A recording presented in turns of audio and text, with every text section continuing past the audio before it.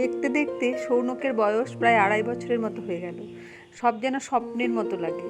মনে হচ্ছে কবেই যেন ও আমাদের মাঝে এলো আর কত তাড়াতাড়ি মধ্যে বড় হয়ে গেল। সত্যি বাচ্চা ছেলে বাড়িতে থাকলে যে কতটা আনন্দ লাগে, কতটা ভালো লাগে। ও সারাদিনে দুষ্টুমি, জ্বালাতন সব কিছুর মাঝেও যেন অনেক অনেক অনেক আনন্দ পায়।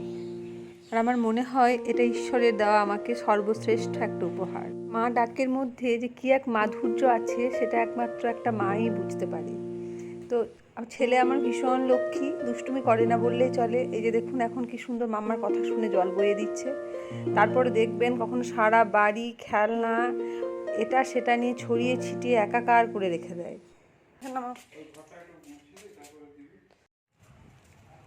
নিয়ে এসো, ঘরের ভেতরে নিয়ে এসো, আস্তে আস্তে নিয়ে এসো।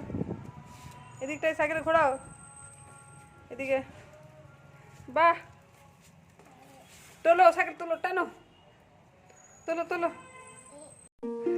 তাই সৌনকের পছন্দের চাউমিনটা আজকে বানাচ্ছি।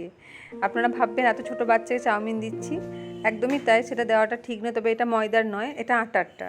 তো চলুন ওর জন্য ঝটপট করে চাউমিনটা বানিয়ে নিই। আর আমাদের চিকেন নাগেটস যে একটুখানি ছিল, তো সেটাও একটু আমাদের ভেজে নিচ্ছি সবাই মিলে। বিকেলবেলা স্ন্যাক্সটা খুব ভালো জমে যাবে।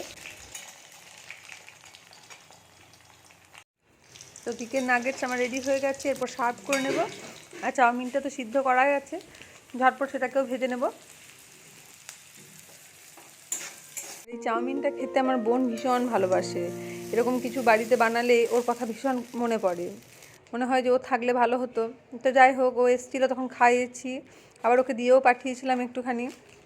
তো এই যে স্ন্যাক্স আমার রেডি, এরপর সার্ভ করবো। আর সৌনকের মুখের হাসিটা একবার দেখবেন শুধু, খাক আর নাই খাক আনন্দ পায় ভীষণ বানালে পরে। দুই রকম সস দিয়ে সার্ভ করে নিচ্ছি আমাদের চাউমিন আর চিকেন নাগেটস সেটা।